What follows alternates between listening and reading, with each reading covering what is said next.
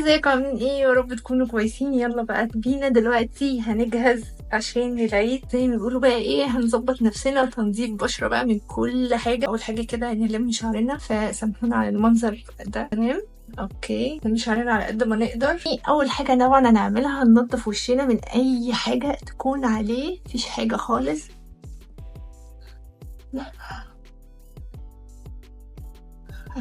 ورقبتنا كويس قوي قوي قوي.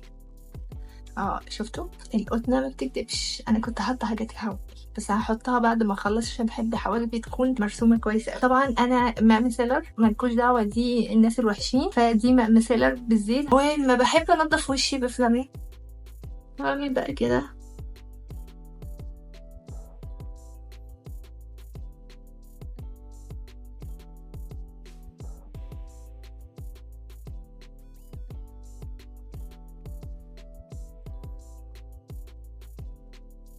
لا وبعدين شايفين المساحه بدات. انا الحتة دي اكتر حاجه بتبقى عندي فيها شعر، اكتر حاجه بتضايقني الجناب دي قوي.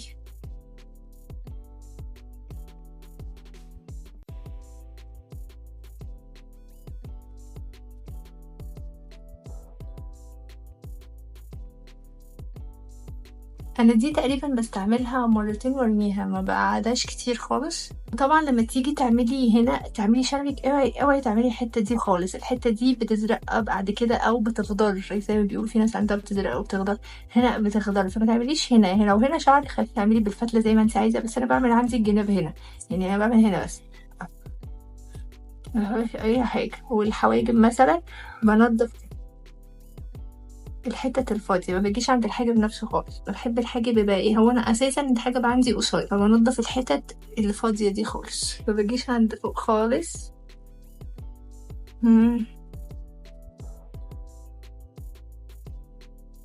بعمل كده. هوريكم بقى حركة انا بعملها، مبحبش انزل عند الحاجب الحاجب ده يوم لوحده على فكرة. يعني حاجة بس هقولها لكم مهمة جدا، لو انتي مثلا نضفتي شنبك، نضفتي الحتة دي، وشك بينور.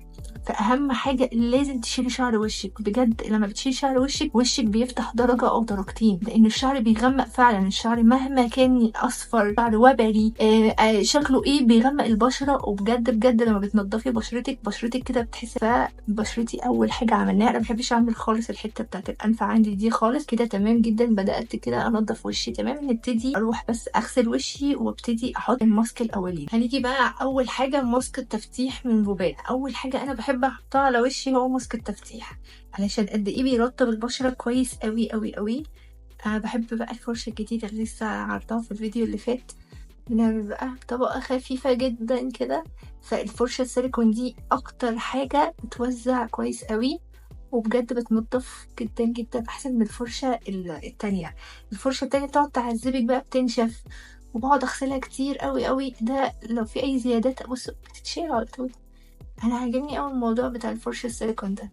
هو انا متأخرة ولا ايه مش عارفة، بس الناس كلها جايباها تقريبا. انا اخر واحدة جبت الفرشة السيليكون ده. هنقعد بيه بالظبط زي ما هما كاتبين عليه 5 دقايق. 5 دقايق بتغسلي وشك، تعمليه كل يوم عادي جدا، ملهوش اي اضرار ولا اي حاجة. هو بجد بيفتح البشرة وبيرطب البشرة، بس لازم بعد لما تحلقي وشك، او بلاش تحليق عشان في ناس كتير بتزعل موضوع تحليق دي، لان اسمها تحليق احنا في مصر يعني. فرق الكوره دي بالذات، لان انا بمشي في الشمس على طول عامله كده، انا مش عارفه ليه بجد، همشي على طول موطيه. فعندي المنطقة دي عندي غامقة بنت لذينة. المفروض كنت اجيب البتاعة بتاعة البشوة دي قبل الميك اب وقبل اي حاجة يحطوها على بشرتهم بتاع كده دي. تقريبا انا ما عنديش خلق او نسيت، فمش عارفة. ولما تيجي تحطي على بشرتك لازم على رقبتك بالمرة، اوعي تعملي الحركة بتاعت الوش بس وتحطي. هنقعد بيه بقى كده 5 دقايق بالظبط، وهرجع له كده. عملنا اول ماسك زي ما انتم شايفين اهو، شعري طلع فيه ماسك من هنا علينا. هنظبطه دلوقتي ونشيل بقى اي حاجة غسلنا وشنا كويس، نبتدي بقى لازم نحط تاني ماسك عشان وشك ما يلتهبش. طلع لك حبوب، يطلع الحاجات دي كلها. انا اول ما بنضف وشي زي ما انتوا شفتوا كده، انضف شعر وشي على طول لازم استعمل الماسك ده بعد ماسك التفتيح على طول، عشان وشي ما يطلعش اي حبايه خالص. ده طبعا مبانة الطمي الطبيعي، ده بينقي البشرة وبينظف البشرة ومناسب لكل أنواع البشرة، عشان عندي بس أنواع كتير أوي، فباخد كمية بسيطة كده منه، طبقة خفيفة جدا بس هتحطي في الحتت اللي بيطلعلك فيها حبوب. يعني أنا مش بحط في كل وشي خالص، بحط في الحتت اللي بتطلع فيها حبوب بس. الخدود اهي، أنا الحتت دي أكتر حاجة بتبقى حساسة عندي جدا اهي، واحط هنا اهي. دول بس ايه اكتر مناطق عندي حساسه. تحت عيني بقى بعمل ايه؟ انا بعد ما بخلص ده انا حاطه ده مثلا 5 دقايق او 6 دقايق، تمام. عندي مثلا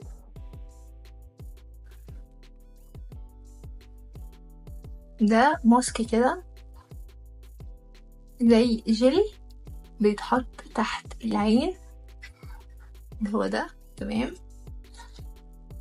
اهو بيشد تحت العين، عشان كله بيسألني انتي بتحطي ايه حوالين عينيكي. انا بحط الجل ده بس اهو، شفتوا باين قوي. هما بحط بقى في الحتت دي كلها، بحط بالراحة جدا جدا، احط طبقة خفيفة قوي قوي. اي زيادات بقى بنحاول ايه نشيلها، انا عايزة عيني بس، تمام. ده مخصص للعين، تمام. بعمله كده على وشي، بقى تحت عيني بعمل كده، تمام. بيبقى مشدود جدا جدا تحت عيني وبيتشد جامد قوي، وفي نفس الوقت بيرطب كويس قوي قوي قوي. ده موجود في كل الصيدليات، السنه دخلت في رمشي مش شايفه، تمام. فخدي بالك ما تحطيش تحت الرمش قوي، حطي بس تحت العين، هو زي الجل بيشد تحت العين. فتقريبا شويه كده ومش هعرف حتى ابربش، او بص بدات مش عارفه ابربش. تمام. هنقعد بالظبط 5 6 دقايق، هفضل محاولة كده 5 6 دقايق بالظبط، وبعد كده هتشوفوا بيشد تحت عيني ازاي. ولو عندك خطوط وعندك تجاعيد، الاستمرار عليه هيشد قوي قوي تحت عينيك، والخطوط دي هتختفي. اول ما تعملي الحركة دي لازم على طول بعديها تعملي يعني اي ماسكة تعمليها على خطوطك، بس حطي كريم مرطب تحت عينك. فانا اول ما بغسل وشي بحط كريم مرطب على طول، وابتدي اتعامل مع وشي، وممكن اغسل وشي تاني واحط كريم مرطب تاني، علشان بيبقى تحت عيني بيبقى جاف جدا جدا جدا. فاعملي الحركه دي اوكي لو انتي زي حالتي خايفه على الخطوط تجيلك تحت عينك، تمام. هنقعد بيه شويه. انتوا عايزين تشوفوا لونه صحيح اهو، ثواني. ده لون الجل، بص شفاف قوي قوي قوي اهو، لما بيتفرد تحت العين مش بيبان قوي. هو ده بصوا بيبقى كده جل كده، اوكي. لما بينشف بيتشيل حتة واحدة بس، في نفس الوقت بيبقى طري برضو، ممكن يفرول. فانا بالنسبة لي ما بحبش ادعك عيني والجو ده كله، انا بشيله تحت المية على طول. اول ما بتحطي المية على وشك بيتشال بسهولة، بس لما بينشف بيشد. ده وشي، تمام. اخر ماسك معانا انا اتكلمت عنه قبل كده، اسمه بيوتي لاين.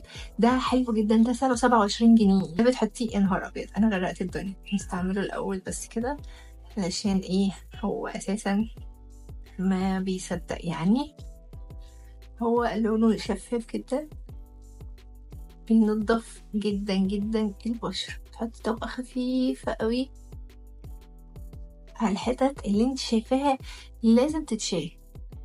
ريحته حلوة قوي، ريحته جميلة. زي ما انتوا شايفين كده، بتحطي بقى في كل وش. احلى حاجة بقى في الفرشة دي بصراحة، بتعمل زي ما بيقولوا توازن بين كل حتة وحتة. الشكل بتاعها ده والسيليكون بتاعها حلو قوي. ايوه انا خايفة اجيب على شعري بس ماشي. دي اخر مرة هجيب البتاع اللي بتتحط على الشعر دي، لان بجد الموضوع صعب قوي.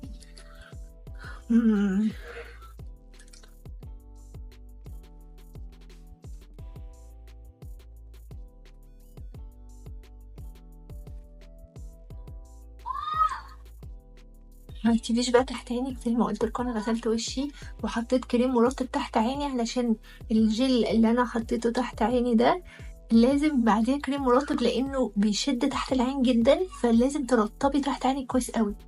يعني انا حاطه ترطيب تحت عيني. بعد ما بنخلص كده بسيبه بقى ينشف كده على وشي، تبتدي بقى ايه تدعكي ايدك كويس كده. احلى حاجه من ايفا المقشر بتاعها عندهم، والمرطب بتاع الرجلين حلو قوي قوي قوي قوي زي ما انتوا شايفين. تقعدي بقى تدعكي كده، بس تدعكي لتحت كده يعني، بلاش تطلعي وتنزلي عشان ما تجيبيش تاج. اهو لتحت كده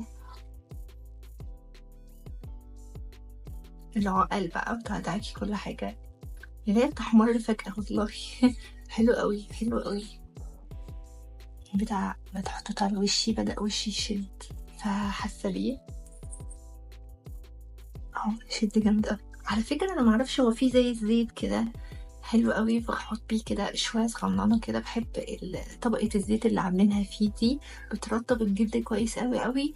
بعد كده هروح بقى اغسل وشي.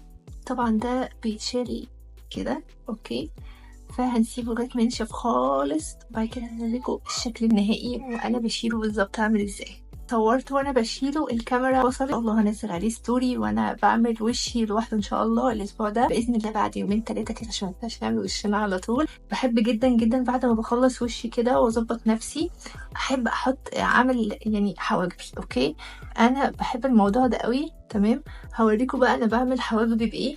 انا اتكلمت عنه طبعا في الفيديو اللي فات، اللي اتكلمت عنه التوب فيس ده. انا جايباه من سوق، ده رقم 3. تمام انا بحب جدا الجل ده بزيت الارجان، فمهما حطيتيه على شعرك يعني ولا هيوقع الحواجب ولا الجو ده كله، وحلو جدا جدا جدا. هوريكم بقى انا ايه بحب اعمل من الاخر. يا رب اكون بعمل بس صح عشان أنا ايه مش شايفه قوي.